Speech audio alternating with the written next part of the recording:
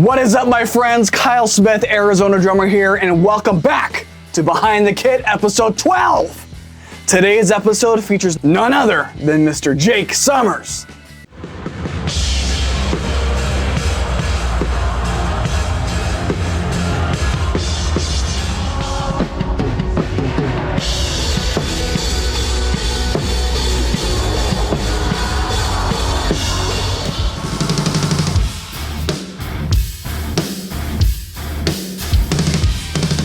Now, he is best known for being the drummer for Luke Combs, but in this interview, we talk about how he got started, what it takes to be a professional in the industry, and what it's like working with one of the biggest country stars in the world. Now, this is an interview you do not want to miss. So with that being said, guys, let's jump into it.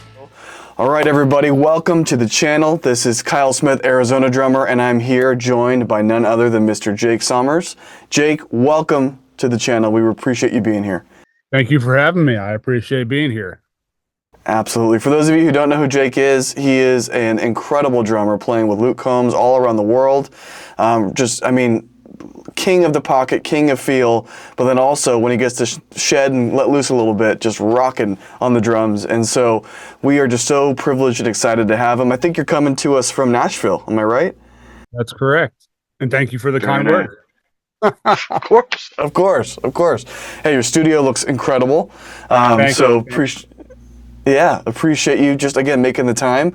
But hey, I only have you for an hour, so I'm going to make the best use of it that I can, and I might steal you a little longer if I can. But I think one of the things we start with in these interview series with everybody is just take us back to the very beginning.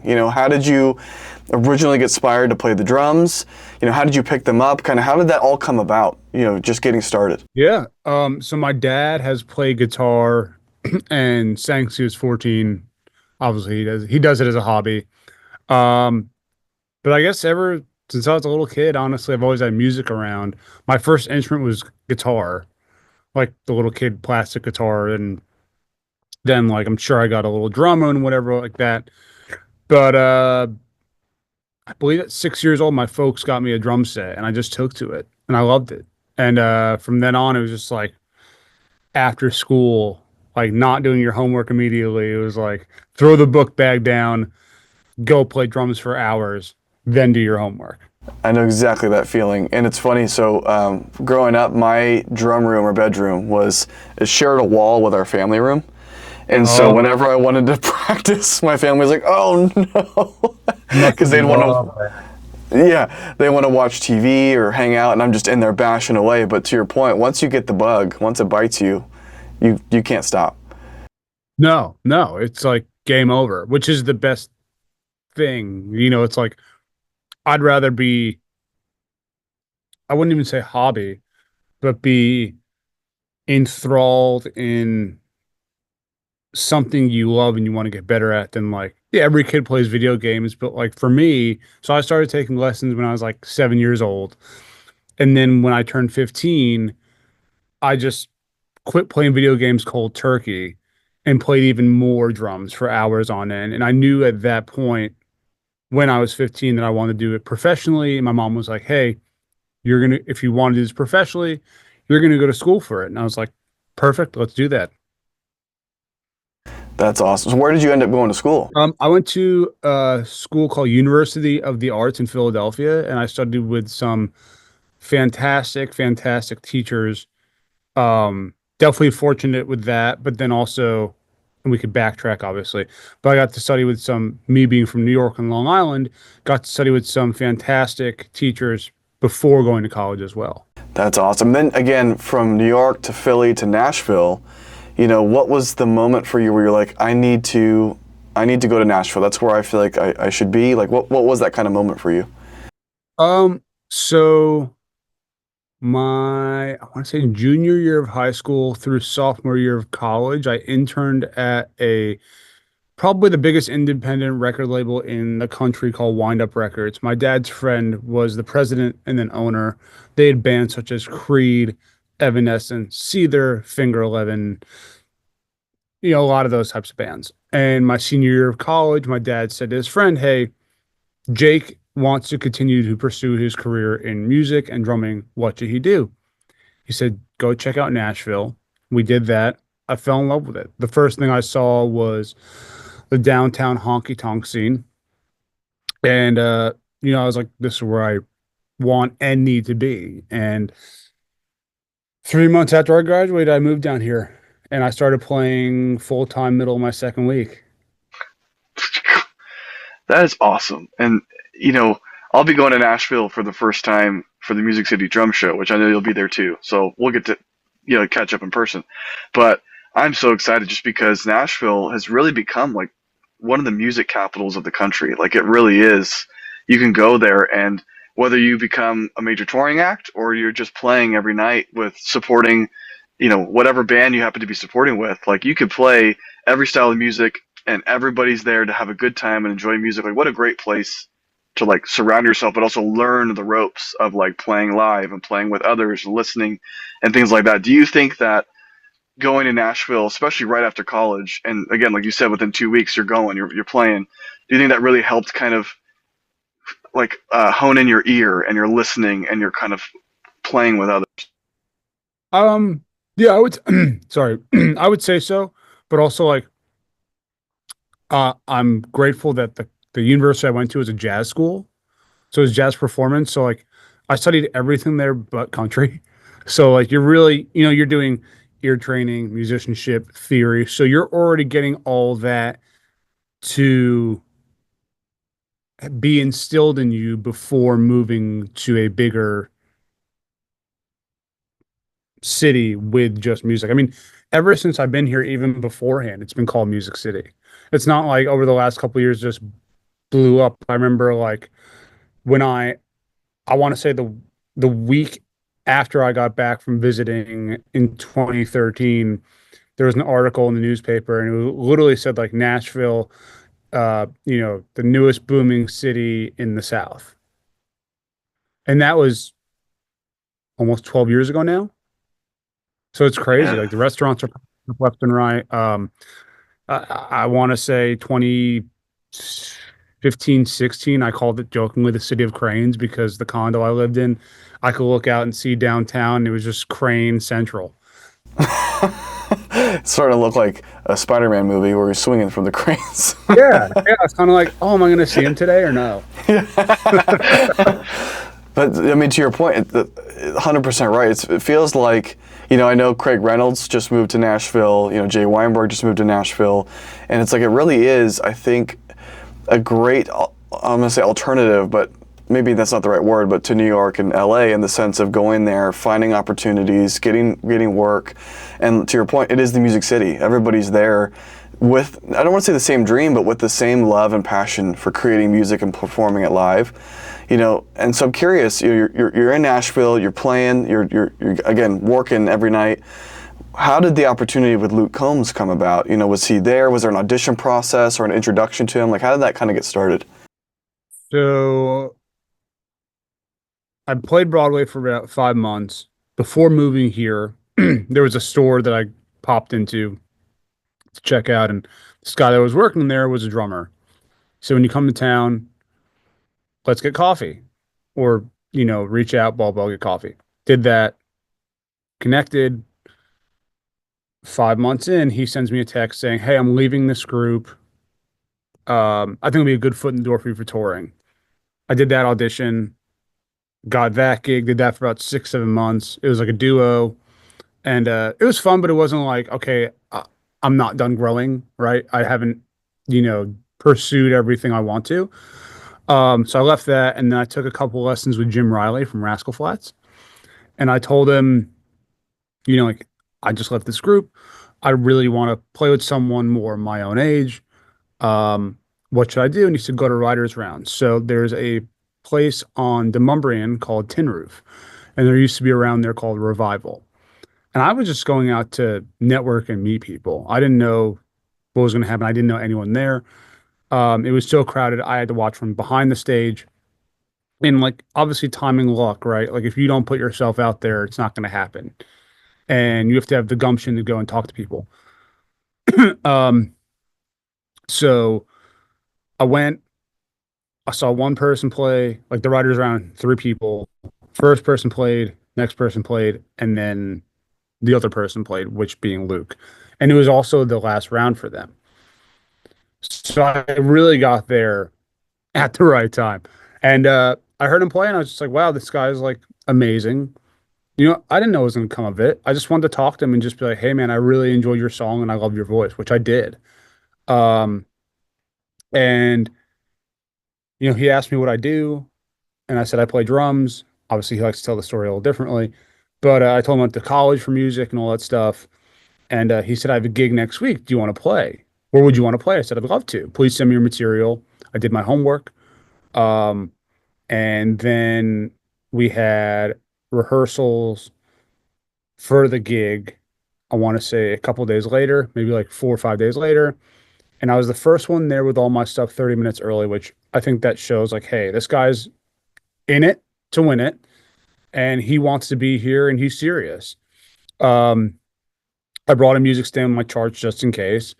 But beforehand, I'd practice from 9 a.m. to 9 p.m. every single day. I even brought my charts to the gig and put them on the floor just to scan over, even though I didn't really need them, but it doesn't hurt. Um, but yeah, I think just going to the rehearsal slash my audition, I would say, because I was the only drummer, um, just shows a lot. It's like, hey, you're there. We don't have to wait on you, and you have your stuff together. Um, and then we did the gig. I was the only one. We did a frat house at the University of Alabama without a wedge. So I really do use my ears. And then he and I hung out once a week, every week for that next month, just to get to know each other. And then another month went by. I didn't know, like he was probably just writing or whatever. And then he called me and said, hey, I'd like you to be my guy full time. Do you want to do this? And I said, yeah. And then we really started. So my first gig was like November 16, 17, 2014. And I haven't missed a gig since in going on 11 years. God, that's awesome. And there's so much to get from that story. So like one, like you said, right place, right time. Luck does play a part of it. But you could have been in the right place, right time and not had the courage to go talk to him, not had the courage to put yourself out there. That's like another level. But then get the gig, right? Cool. I'm going to come do this rehearsal. You get there. I'm prepared. I've done the work. I'm early. I've got all my gear. I'm ready to go. Like you don't have to worry about me. I'm good. Talk about professional. Like that is all of the types of things I'm trying to help with this Behind the Kit series. It's like those are the difference makers. Those are the things that take you from a great drummer to a great professional employed drummer is having your stuff together and being professional. Like, wow. And then again, to your point, 11 years just of that same consistency. And now look like where the band is. Like, I would argue Luke Combs is going to be one of the, if not the biggest, one of the biggest country music stars out there right now. Yeah, I mean, he is the second, I think this post came out last week. He's the second highest selling country artist ever behind Garth Brooks. Which is just phenomenal. And like for a drummer, because again, you're helping compose the songs, you're helping add, and we're going to get to that a little bit, but in a minute, but you're helping bring that vision to life. And so you are part of that. You can say like, hey, I help support and create the second best or second highest, I think you said selling country music artist. Yeah, well, just unbelievable, and I think that one of the things, so I have to imagine, again, you mentioned, kind of getting started in 2014. Now you're playing stadium shows, you're playing all over the world. How does the energy for you as a professional, as somebody who comes in regardless of the size, how does that energy change for you now that you're playing in stadiums versus maybe playing at some, I don't want to say smaller gigs, but again, obviously smaller than a stadium? Like a theater or a club and stuff like that. Exactly. Well, I think when you're doing a stadium or even an arena, right?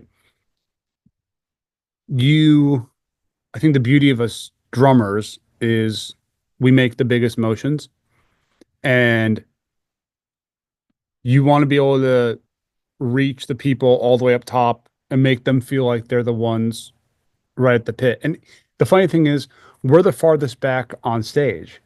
And sometimes, we might not have the light hit us all the time, but regardless, you want to make that person who's all the way at the top, who can't be in the pit, feel that same energy as the person in the pit. So like you always want to do big motions, always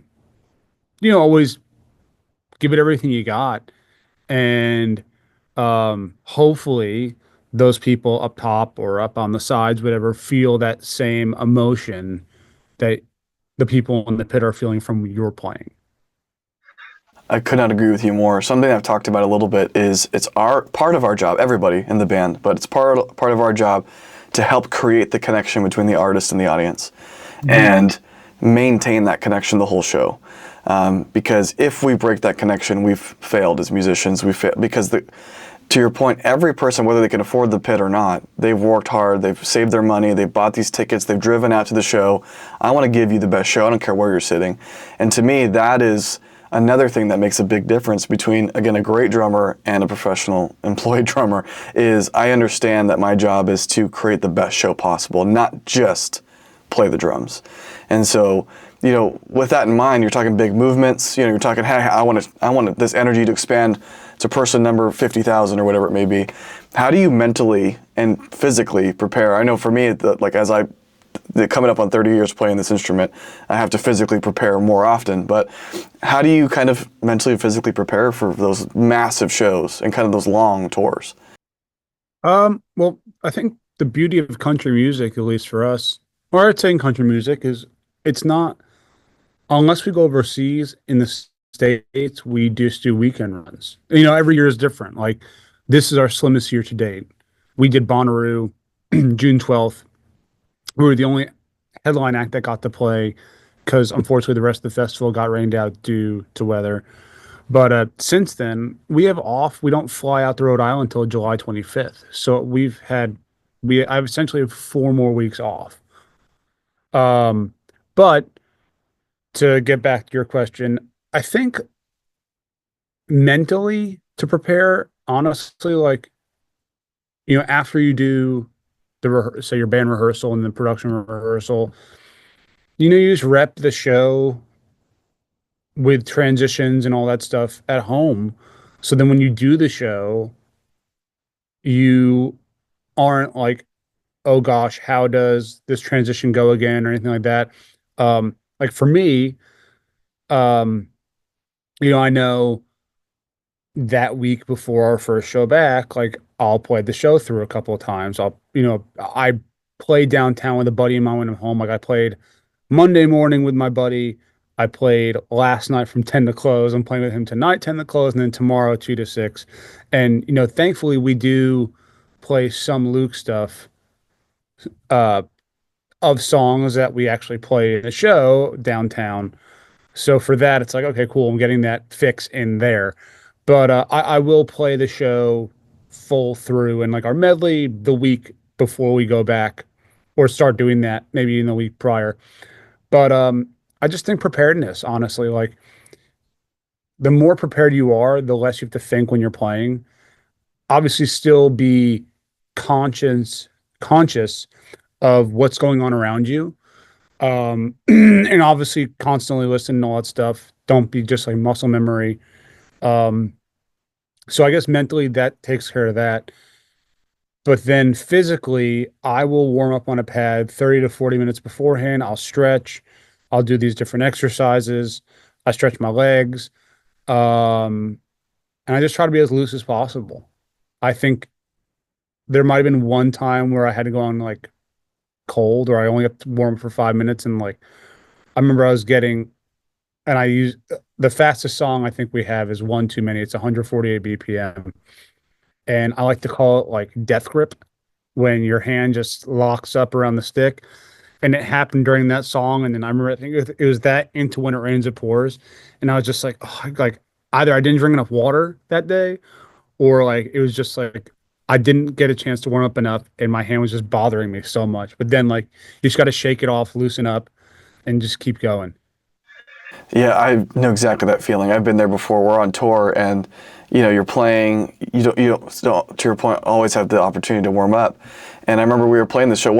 This is a band I was in for a couple of years, and I just recently moved on. Same kind of thing that you mentioned of like, I feel like there's more to grow. And same thing, there's a song that we have, it's like 200 BPMs. It's unreal. Yeah, it was kind of like punk metal type music.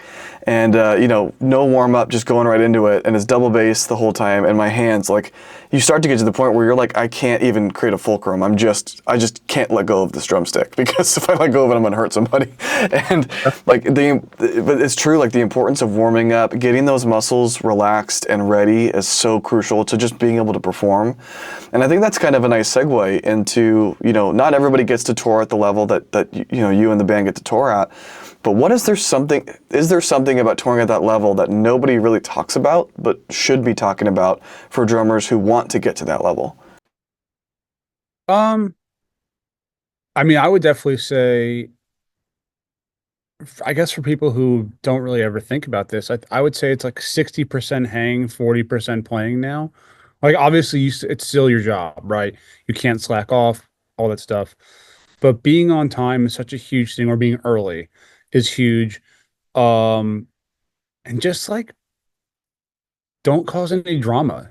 Be a good hang, you know, uh, just be likable, be funny. Uh, if you like to indulge after the show with it comes to drinking, don't overdo it, especially if you have a show the next day, like, or just be conscious of what you're doing. It's like, you're there to work, right? You're not there, like, yeah, you can let loose a little and have fun after the show, but like, I personally don't drink before shows. Even like downtown, I won't drink. I also don't really care to drink unless it's like, if it's a social setting, I might have one or two. But like, we do a pre-show shot before the show, and that's the only thing I have, right? Because that's a group thing. Other than that, I have 2 bottles of water next to me, and I'm always staying hydrated. Because like, for the drummer, especially, if something happens with us, then the whole thing falls apart. So you always have to be on your A game. And even if, like, when we were in a van, 11 years ago, you're in a van for a long time. You're really playing a show for, say, maybe an hour and a half. Even as you go up, obviously some groups do 4 hours depending on what they're doing. But if you are doing an hour and a half show, you're pretty much hanging the rest of the time. So it's like, don't be a Debbie Downer. Um, don't be, I mean, be yourself, but also like know how to fit in with people. Um, Absolutely. don't be a don't be a burden. I think like if you're on time, or even if you're early, that just goes a long way.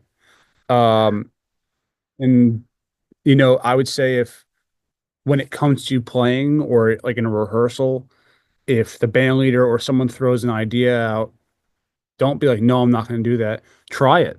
And also, if you have an idea, throw it out there and try both. And if one works and the other one doesn't, cool, go with it. But don't just knock it. Absolutely. I have a saying on here, which is lead with professionalism, maturity, and grace. And if you have those three things, obviously consistency, skill, all that, of course, but to your point, like, come in, be a professional, be mature, participate, have a good time.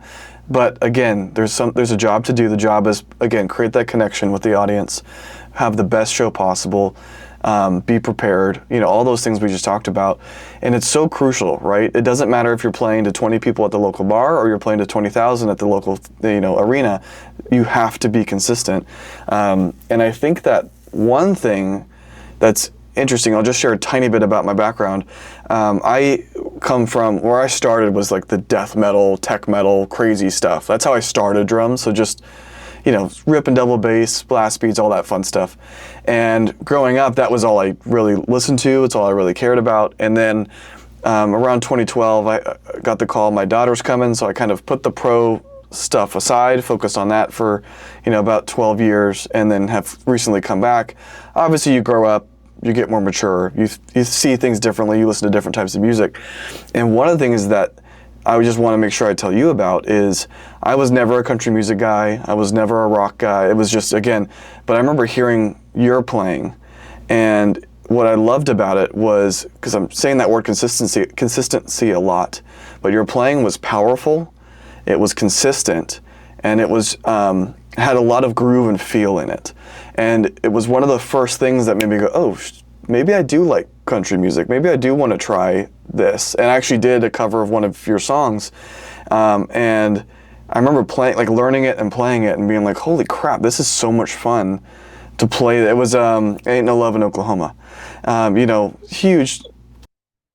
So if you think we play on the records, we don't. Really? I didn't know that. Yeah, there are session guys to do that. I didn't know that. No, but those guys, I mean, it's all they do, and they're freaking awesome. I mean, you know, they don't tour anymore because they did that, and you know, the producers essentially have their guys. So, but yeah, it's not me on the records. I did play on his Spotify sessions back in the day where we did a cover of Dive and we did One Number Away, and then his Apple Writer's Cut EP. I played on that too. And then I mean, it's more of a concert, but the Apple Live thing from I want to say 23, I think. But that's more of a concert. So, but yeah, Ain't No Love in Oklahoma. I wish I could take credit for that, but I can't. You could take credit for bringing the song to life every night live, you know? Oh yeah, no, that I definitely do. So, but maybe that's a good segue, right? So what I was going to say is, you know, take the recording out of it because we all approach live different than recording, whether we did it or not anyway.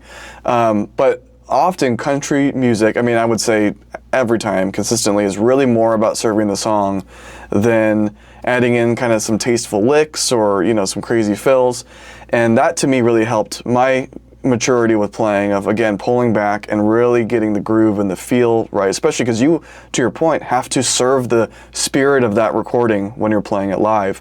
So, you know, obviously you want to make sure you're serving the song, you're keeping the spirit alive, but how much space within the set do you have to kind of stretch your legs and get a little bit more creative and just kind of show off, maybe not show off, but just kind of influence some of your own style in there? We do a medley. We do like a band medley where we each kind of get like some guys sing, myself, our bass player, and both of our utility guys solo. So in that segment of the set, I get to do a solo. Other than that, I try to pretty much stick to how it's recorded. You know, like on the song One Number Away, I love Stuart Copeland, so I might add some like little syncopated hi-hat stuff here and there. At the end of Beer and Broke My Heart, if we're just like rocking out, I'll add some like cool like fills and stuff like that, obviously, which is, you know, towards the end, like if we're going towards the end of the song, like the song's actually over, we're rocking out, he's signing stuff, I'll add some cool stuff when it's appropriate, obviously. But like, you know, other than that, we're playing the song. I'm playing the song like the record because that's the job, and you don't want to obviously stray too far off the course, but also if the fans, you know, they came there obviously hear the songs, right? They know it like the record, and they want to hear. You want to play it for them like the record, or you know, as close to it as possible. And I think really that's, you know, how you should want to approach it. You know, it's not like, oh, you know, you're on the gig for a reason. You're playing the song like the song. That's why you're there. It's not like, hey, I'm gonna do a cool little thing here to have the crowd look at me. It's like, no, like you're there to support the artist. You're there to support the song. When the melody comes around and you do your solo, then it's yes, look at me. And I've seen that, yeah, you're good. Other than that, it's like play the song how the song should be played. Absolutely. And that's where the maturity comes in. That's where the professionalism comes in. But that's also where the preparedness comes in of like, I've practiced this. I know how it goes. I know how it's supposed to feel, how it's supposed to sound. And, you know, I've seen the medley. I've seen your solo. That's what I was talking about at the top where I'm like, dude, you're ripping it when you're up there doing that solo. I saw a video of it the other day. I think it was when I was at Sabian. And I was like, holy shit. Like, excuse my language, but like, you're just tearing it up there. Do you pre-compose that solo, or is it just improv every night? Improv every night. That's the way to do it. Like, now, granted, there's value to no shade on anybody who does pre-write their solos. Absolutely, if you can do a consistent solo every night, that's awesome. But I love the feel of just like depending on what night we're having, depending on the energy from the crowd, depending on what inspires me this day. Maybe it's the city I'm in or the a conversation I had. Like I can show, like it's almost like a I joke it's like a time capsule. It's like, hey, here's the solo for how I was feeling on this day, at this time, in this city. Check it out. This is just for you guys. Like, what a cool approach that you get to have with, whoever's in the crowd. No, I agree. And I think also, when you do it off the top of your head, there's nights where it goes well. There's nights where it doesn't go well. And you're like, oh, that was crap. So let me ask you, this was not on my list, but I'm just curious. So when you have one of those nights where you're like, oh my God, that was crap. This was not the best drum solo, or even just maybe not the best playing. I was off, whatever it is. How do you, I don't want to say cope with it, but how do you kind of learn from that and move on? And like, how do you kind of adjust as you move forward? I would say like, if I feel like I didn't play to my standards, a good solo, as long as I play the rest of the set, which is the more important part anyway, and crush that, that's fine. It's like I'd rather play the actual songs 100% with great feel and all that stuff. If I play my solo at 90% instead of 100, so be it. That's what people didn't come to see that. They came to see the actual songs. I love, and that's where grace comes in, right? Of like, we're not machines. And I think it also, like, I mean, obviously the crowd doesn't know if you had a good or bad solo. It happens. But they're like, to them, it's like, this is freaking awesome. It sounds great. But to the player, right, you're like, I could have done better. But no one has to know that. Keep it to yourself. absolutely. And it's funny, that was one of the things when I was younger, right? In my early 20s, even in my teen years, playing live, I'm like, everybody in the crowd's a drummer. They're all hearing my little mess ups. They're all hearing my little, silly fills. But then you really, as you get older, you're like, maybe one person in the crowd also plays drums, or maybe two, obviously just joking. But it's like, and even still, they're here to have a good time and to listen. They're here because they want to support this artist. And again, the fact that we get to have a solo is alone awesome. So it's like, to your point, they didn't come here for that, but I'm going to freaking rip it and give them the energy regardless. But speaking of, your kit is incredible. It sounds awesome. Yeah, like we're both Sabian cymbal guys. You have a Craviotto drum set. Am I right? Yes, I've been with them since end of 2022. And before, I think you were DW, then moved to Craviotto. Is that right? I was with Yamaha for 4 years. I have a DW kit. I was using that from 2015 until like October-ish of 2018 when I got with Yamaha. Yeah, so I will say, so Craviotto, obviously more well-known for their snare drums, but your kit is unbelievable. It's gorgeous. It's got the wood finish with the inlay on it, and it just sounds huge. Like, what kind of drove you to Craviotto, and how did that relationship kind of start and things like that?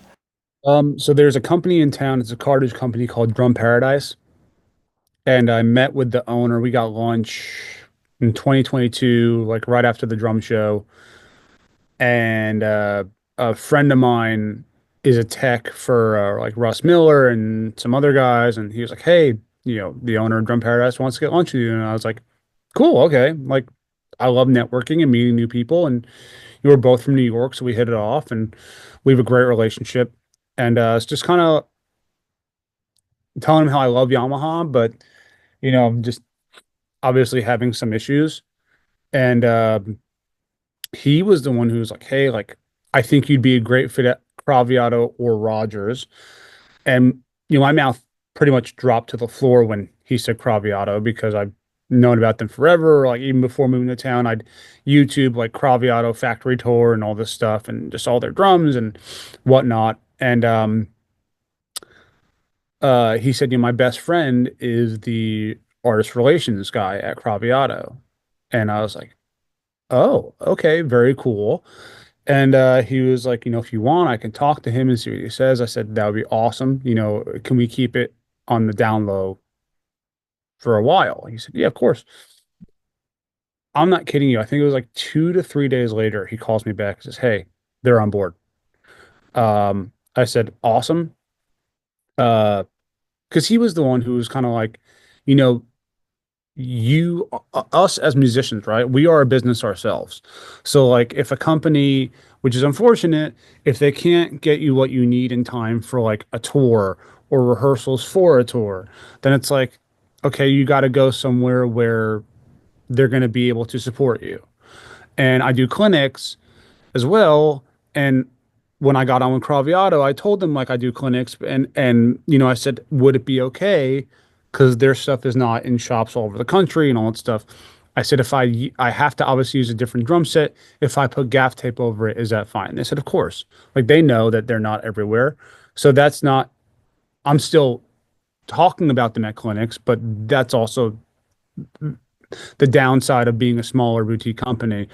But so basically when he called me and said, "Hey, like you're on board, like they want you, you're on board." I said, "Awesome. Let me finish out the year with Yamaha and all that stuff." So I did. And then I signed on with them December 2022, and they've been great. My kit's a walnut kit. It's just literally an oil finish. Like that's not a wrap. The actual wood, like the grain and everything. That's the actual wood.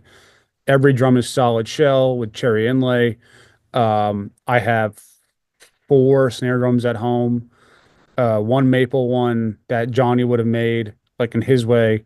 I have a walnut one that matches my kit. Uh, 2 years ago, I picked up a private reserve that is like black paint on the outside with two cherry inlays, and then the inside is a maple cherry walnut stack with like hoops that they were testing out and they don't use anymore. So I got like that's like a one of one. And I treated myself last year to a cherry lacquer snare with red inlay. And then I want to say a couple weeks ago, I treated myself to an early birthday gift. So I got myself, it's behind me right here, if you can see it, a Ash Craviotto kit. It's 913, 1516, but it plays like a 16 and a 1422 kick drum. And then I believe potentially the tour.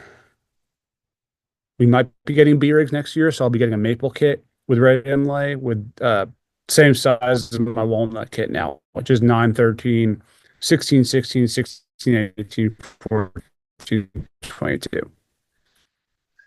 Dude, that is awesome. And I mean, one, power sizes. I love it. The 13, 16, 18 double floors. And then 22 by 14. I love that because you get the body of the 22, but the punch from that 14-inch kick or the 14-inch depth. And so is the kit behind you, the Ash one, which I had an Ash maple kit, God, 10 years ago. But is that Ash kit your kind of session work kit? Is that what you're using when you're doing sessions? Yeah, I'm keeping this kit at the house. It's not going on the road.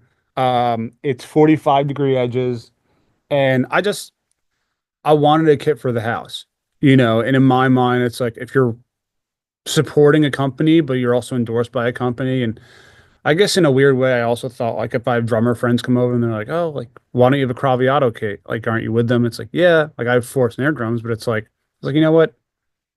Treat myself. Which I think is, what is it on Parks and Rec? Treat yourself. Like, trust me, Yeah. I agree with. Once you find that quality gear, it's like, oh my gosh, like, what have I been missing this whole time?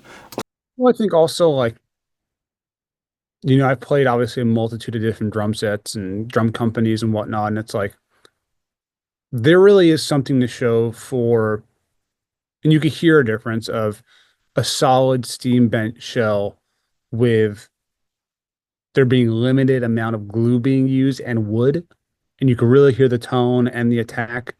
Aside from the fact that they're beautiful drums, they just sound great. Um, but yeah, I mean, they're bringing like 30 to 40 snare drums to the drum show. And I went to the factory yesterday, uh, and I had my eye on five different snare drums. So my buddy who works there was like, "Hey, you want to make you a list?" I was like, "Yeah, if you can get prices for the five of these, obviously I would only get one and get it before the show, but I'm doing a clinic at the show. My bass player and I are doing a rhythm section clinic the last day of the show, the last clinic of the show. Um, and I'll be using a maple kit that they're bringing for me. So that'll be at the booth, but it'll be stacked up. But they'll have a couple other kits for people to try out, and I'm sure I'll be there, obviously demoing the kits for people to hear and whatnot. So Yeah, I'm looking forward to that. And again, you and I can kind of catch up in person as well, which will be cool because I'll be there. I think I fly in Friday and I'll be there Saturday. Unfortunately, I have to come back Sunday because I have some other stuff going on. But either way, I'll make sure to kind of catch up with you and hang out a little bit. But I'm curious. So, obviously we talked a lot about gear, how it influences the sound, but also like to be a good partner, right? I need something for rehearsal. I need something for tour. Something's broke, or it needs to be reliable, consistent, available. And I'm saying that not in the sense of what we talked about the clinics, but just like I need to be able to get you on the phone if I'm having an issue. But all that being said, gear's set, you've got it, it's there. Is there a piece of gear, maybe pieces of gear that you just can't live without? When you're playing live. um I mean, I wish I could just say my whole rig. But obviously, like if we do a fly date, I have a whole B rig of cymbals. And I play a Kooten custom snare drums. They're metal snares. So my main is a T6 aluminum that he custom made for me. My side is his alloy Inconel. And then I have another T6 that he brought me to a show. That's my backup. And we'll fly with that one if I have a fly date. If we have a fly day. And then at home, I have a 8x14 stainless steel that he sent to me that he made with Rondinet. And then he made me a custom one of one nickel alloy snare. And he's making me a second one as a backup for the B rig. Or the B rig will become my A rig. So I'm going to do a maple kit with red inlay. And this snare at home is 2/3 red and the rest nickel. God, that's awesome. And I have to imagine, because again, a lot of metal in there. When you're playing big arenas and stadiums, I think that type of having that crack from a metal shell really helps project and cut through the music. I would imagine. I've always been a metal drum guy live, and I use wood typically in the studio. But do you find that that's typically supportive of like, hey, having a nice metal shell helps cut through in those big stadiums? Oh, definitely. I mean, we did when I first got the Craviotto drums in 23, we brought out both the snare drums and tested them. And obviously, they're incredible snare drums. I know on the record, the guy who plays on the record uses a metal snare. So it just wasn't going to work for the sound, which they understood. It's like, hey, the kit is still there. It's still very much in the forefront. And my buddy who plays for Brothers Osborne is the one who put me in touch with Cooper Cooten. And we are very close friends. And, he's generous enough to let me play his drums, and they sound amazing. And, it's super cool that, he's like, hey, I'm going to make you another snare drum. It's, all these are one of one. Funny enough, the main one I use, when he posted about it, not saying who was going to, on his story, two guys, I guess from Canada, both were like, hey, we love, funny enough, the snare drum that Jake played on Drumeo. We, two separate guys were like, oh, we want, can you make us one of these as well? Who's it going to? And they're like, oh, funny. He was like, funny enough, it's going to Jake. So he sold two more of the same T6, I think, aluminums with the same finish to them, which is cool. Yeah, that's awesome. That's kind of like where endorsements can be mutually beneficial, right? Like obviously, we want to rep the gear, we want to play it because we love it. But again, if people love our sound and they want they get inspired to pick it up, like absolutely. That's why we choose the companies we choose, is because we stand by them and we want other people to benefit from the sound. And I think that's maybe a nice segue into transitioning to being a full-time professional drummer. Obviously there's the endorsement application, there's the professionals, the business side of it, there's the playing side of it. But what do you think are some of the biggest lessons you've learned since making the jump into being kind of that full-time professional drummer? Yeah, that's a really good question. I would say Never stop growing.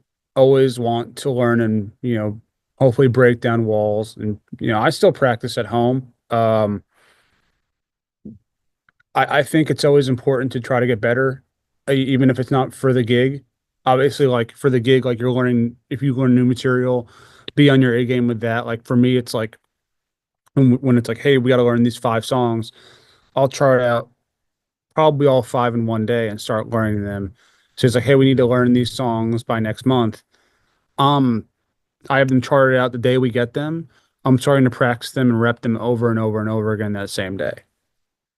And I do it every day until I have everything memorized. But I think, yeah, just never be stagnant. Always try to, you know, play through books, go through books and all. There's always something to learn, and you record yourself. Like I just did a track on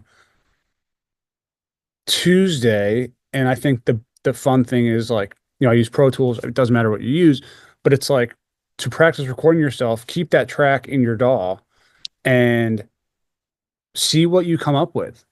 And then listen back and be like, okay, how was that? Could I do something different? Could I do something better? And just keep doing different takes.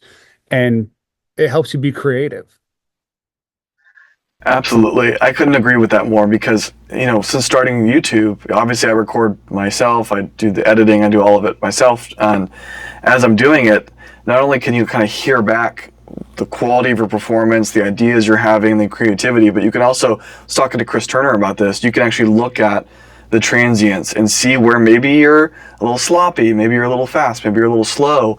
Like, it's such a great tool that we have now that we can literally see our performance. We can hear it, see it, and kind of understand where we might need to tighten up or improve, especially because with you doing session work, I can only imagine you probably get a span of gigs, or span of different types of music, I should say. And, obviously you're really wanting to make sure that's as locked in and as tight as possible.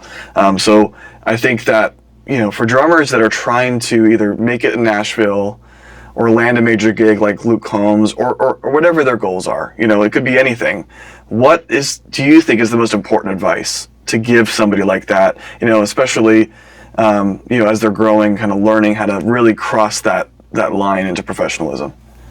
Yeah. I would say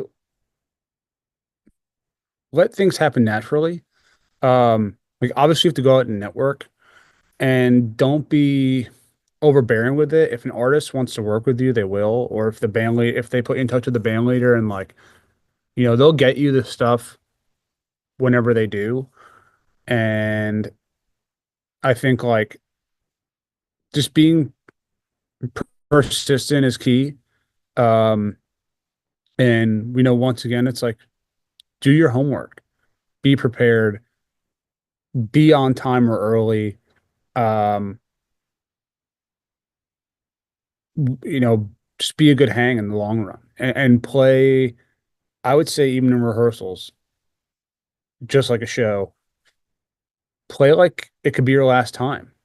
That hits me pretty hard personally, just because again, I did have to give it up for over a decade, and so knowing what that feels like, right? You just don't ever want to take it for granted again, and so every opportunity you get, whether it's to play live, play with an artist, play with somebody for the first time, whatever it is we're so fortunate we get to play this instrument and share it with other people.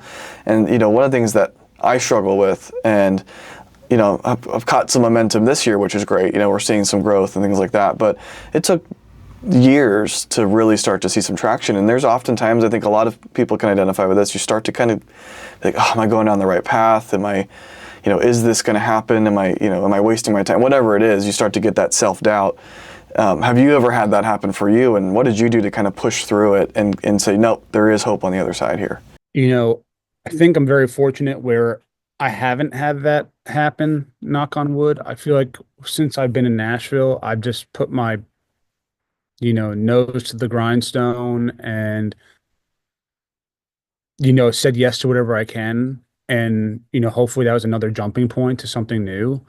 But it's also like you got to put yourself out there. And if you don't, then like you could say, oh, I want to play. I'm not playing enough. Well, are you putting yourself out there?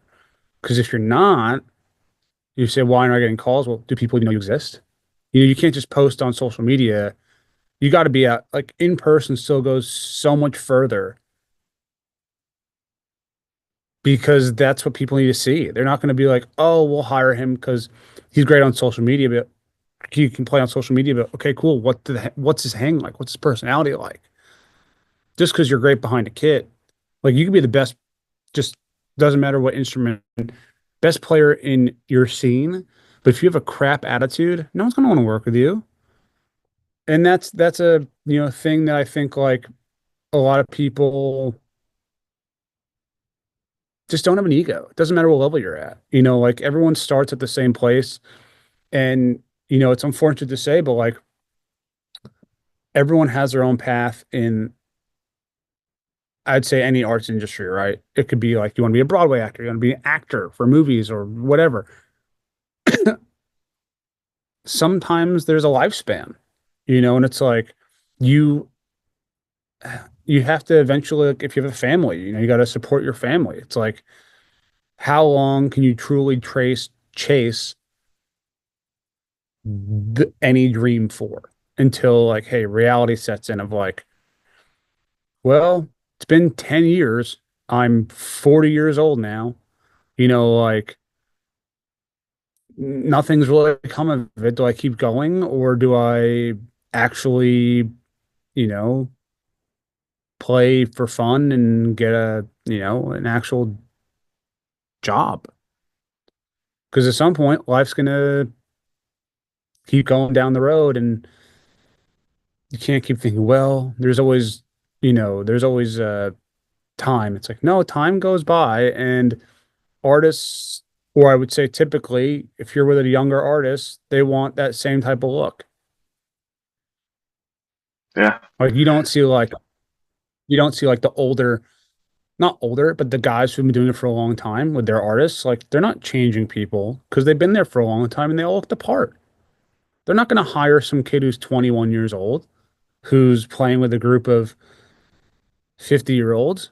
Where is the commonality in that? There's none. And to your point, that's where the personalities come into play and where hanging comes into play, and being able to connect not just musically, professionally, but even on a personal level. Like you really become a family in that situation. And I like what you said though about like social media is a great tool, but in order, the most connections that I've built, or the best experiences that I've had, is going out to the concerts, going out to the drum shows, going out to support my friends. Even though it's digital, like just having a conversation with you is the most joy I get out of what I'm doing, playing drums, because I get to connect with other people. And like that's really at the core of it. Drums is the method, but playing music is about creating relationships and connections with other human beings, whether they're playing or they're listening. Like that's what it's all about. And social media, again, is a great tool. You can use it as a resume. You could use it as a resource. You could say, hey, check out my skill. But what I've learned in my own experience, but then even talking with all the people who are doing this professionally, skill is, it's the foundation, but it's the minority when it comes to what gets you the gig. And I can't remember who said it, but I think you'll agree with this. The best drummer is an employed one. Mm-hmm. 100%. And like, I think, yes, social media is a great tool, but I still think in the long run, people need to see you play out. Also like, I hate, like, chops are cool, but space in between the notes is what matters more. Can you groove? Can you make someone dance? Even if the song is not dancey per se, can you make it feel good, and can you make someone bob back and forth? Again, it goes back to your point 100%. It goes back to the connection, right? Like if I'm up there and I'm not connected to the song, I'm not connected to the audience, to the spirit that we're trying to put out there, nobody's going to dance. They're going to get confused. They're going to, what's happening? What time? Like I can't get into it. I can't get connected. And the only way you learn that is by playing out, by playing with people, playing shows, And again, I had the fortune of playing a festival show a couple months ago now. It's been a little quiet just as I've been focusing on this, but it was 20,000 people, and all of them are, you know, dancing, they're clapping, they're having a good time. It's like, what better compliment can you get as a musician? And the fact that I've got 20,000 people out there feeling and connecting with what we're doing. Like, there's nothing better than. Exactly. And I'm sure you've had this question asked you before too. And I hope other musicians get asked this as well, but I've been asked a decent amount of time where it's like when they're like, what does it feel like playing to say 20,000 plus people, right? And I honestly I tell them like it's hard to explain. I said you kind of just have there's no you can't really explain. You just have to be doing it and in the moment. You can't explain what does it feel like to play for 20,000 plus people because it's a rush that you could only feel by doing it. Like no roller coaster will feel anything like that. I agree with that. And it's funny. I went 10 years in between shows for at one point, you know, because I hung up the sticks. And, you know, so last show I played was 2012, you know, closing out with my band at the time, saying goodbye, you know, really emotional. And I went 10 years. And then I started, again, doing session work, filling in, stuff like that. And my first show back, God, that it was, you know, maybe 80 people. So super, you know, just a little club gig. But God, it felt so good just to connect and have that, you know, there's nothing better than getting up on a stage and sharing it, like almost like a transaction of energy, you know, with the people in the band, the people in the audience. And like, you're right, there's no way to explain it. There's no way to say it, then just go out there and do it. Just feel it for yourself and get the experience. You know, I'll say this is probably a topic for a separate conversation. But another thing I learned as I came back, I was like, gosh, and that's kind of why I created this series a little bit. I'm like, there's just so much room for education and like live show etiquette and like how to be a professional and get there on time. You know, obviously when you're playing in the smaller shows, like stage your drum set. Don't wait to set it up until you're about to play the show. You know, all these like things that I don't think, you know, there's lessons about doing paradiddles and six-stroke rolls, but there's not a lesson about like, excuse my language, but don't be a dick at a live show. Like there's just not a lot of lessons on that. Well, it's like if you're not the headliner, you don't have a tech, you should want to set up your kit and take your time doing it, but also do it in a efficient time manner so no one else has to wait on you. And then same when you're done with the show, break it down, pack it away. You know, you don't have the luxury of just kind of chilling till last minute type of stuff. Yeah, and it's etiquette. You know, it's respect for the other drummers. You know, I'll share with you. I did a run on the West Coast earlier this year, and you know, I'm really good friends with the opening drummer, and became good friends with the headliner. And I just said, hey guys, maybe it's easier. Do you want to just use my kit and just use your own cymbals and your own, you know, pedals and snare? We'll just use my kit. No changeover necessary. It makes the changeover for drums 2 minutes. You know, and to me, like that is sometimes what it takes to just have a good show. Like let's not even stress about it. Let's just be you know, professional, and that's not always going to be the case. You're not always going to be lucky enough to do that. But you know, in this case, I knew the two drummers and felt comfortable with them. But it's stuff like that that I think helps make the show successful. And that is, at the end of the day, the ultimate responsibility is serving the songs, serving the show, serving the artist. And if we do those things successfully, then we've done our job, you know. But I know we're a little bit over time, so I'm hoping that I have like, okay, perfect. I have like some quick fire, like super rapid fire questions, like first thing that comes to your head. And then probably close it up from there, but let's go through that. So first question, and it's okay if you don't want to answer it, but what is your favorite song to play live with Luke Combs today? Ooh. Ain't No Love in Oklahoma.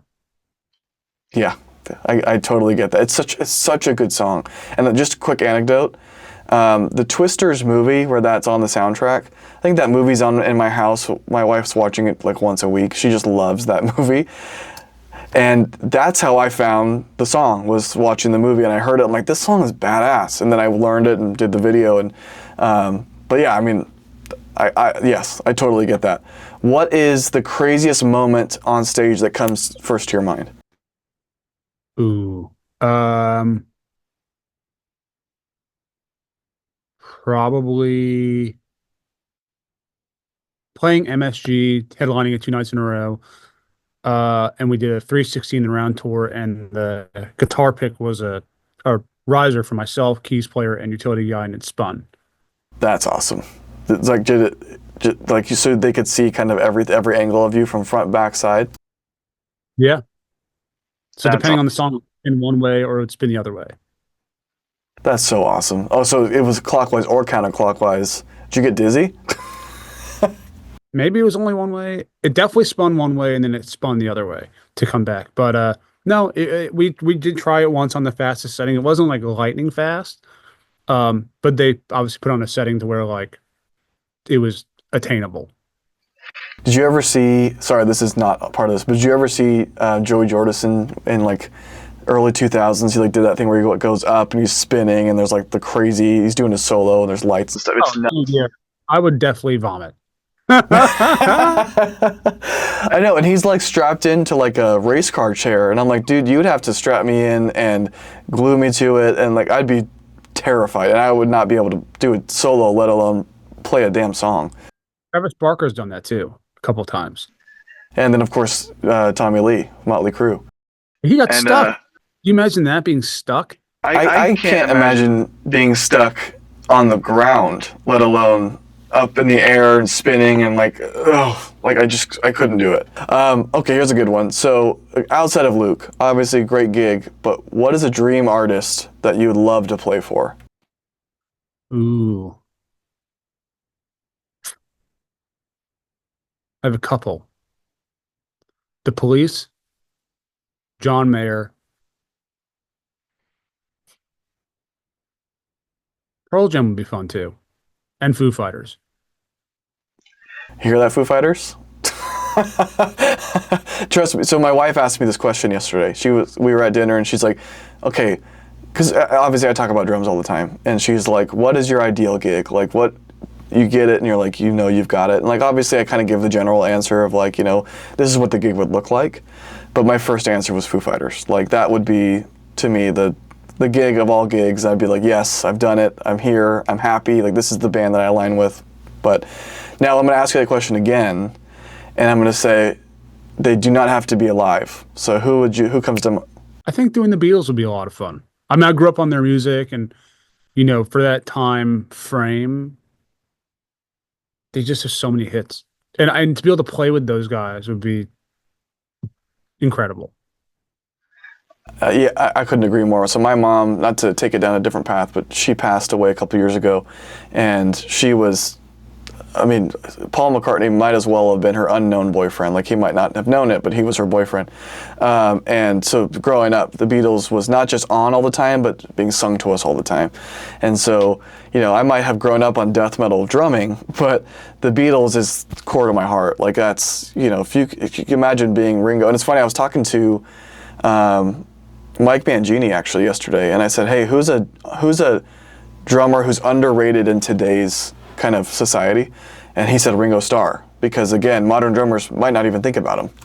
No, and I love him. I the way he plays his hi-hat, the way his groove is, like he was a huge part of that band. Absolutely, he is the feel of the Beatles, without a doubt. Okay, I've probably got two more questions, both rapid fire. Obviously, with the country music, it's going to be more single pedal heavy, but I know that you throw some double pedal out there, you know, every once in a while. Double pedal or single pedal forever? Which one would you have to choose? Single. Real? That's interesting. More comfortable on it. I can fake a double, but it's not needed for my gig, so I don't even bring it out. That makes sense. Yeah, for me, it's, and I was joking about this. I'm like, I think I was playing double pedal before I could walk. Because again, my inspiration when I started was Joey Jordison. That was the first drummer I heard where I was like, I want to do that. I've come to appreciate the single pedal as I've gotten older and the value of it. And so like the kit behind me right now is double bass. So it's two single pedals. I'm in the process, I told you about this before with that kit coming. I'm going to go back to a double pedal. But for that reason, I've really found the value as I've gotten older and just keeping it locked in, and the power you get with a single kick too, it's uncomparable. Last question. if you weren't a drummer, so let's just say drums weren't an option and you had to do something else, what would that thing be for you? Oh, that's a really good question. Something in music, maybe the business side of things. Absolutely. I mean, especially with the background working with the record label. And I think that you said it to yourself, and this is kind of a good segue even to closing up because I know we're a little bit over. But when music is in your soul and it's in your heart and it's who you are as a person, it's a calling, and it's, in my opinion, the highest calling that you can have, in the sense of I can give this gift back. I can learn it. I can do the hard work. I can be creative. I say this too, drumming is where my soul is the most aligned. It's where I feel like I can communicate the most effectively, share my passion. And I think when it's in your heart, there's no escaping having it in your life in some way, shape, or form. And what I'll say to this, most important to me, because it ties into this, and as we're getting ready to close up, is I just have to say a big thank you to you. One, making time. Yeah, I mean, making the time to sit down, talk to me, but also all the people who are going to hear this and learn from your experience and learn from your approach and what makes you tick.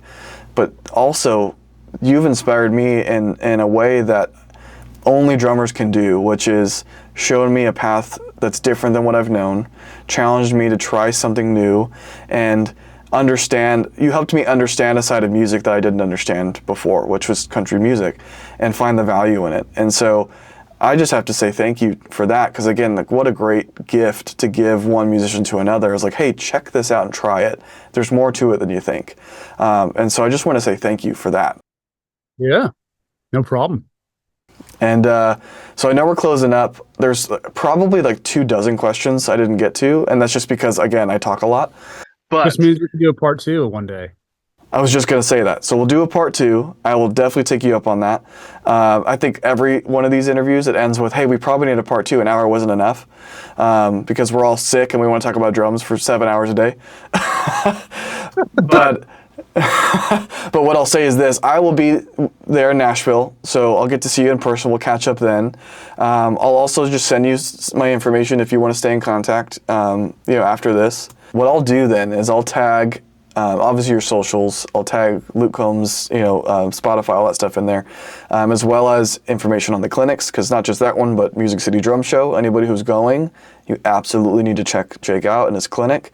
And then I'll link any websites, any socials, anything that can lead back to how to stay in contact or up to date on what you've got going on, tours, clinics, lessons, session work, whatever it is, so people can get in contact with you and make sure to continue to support you.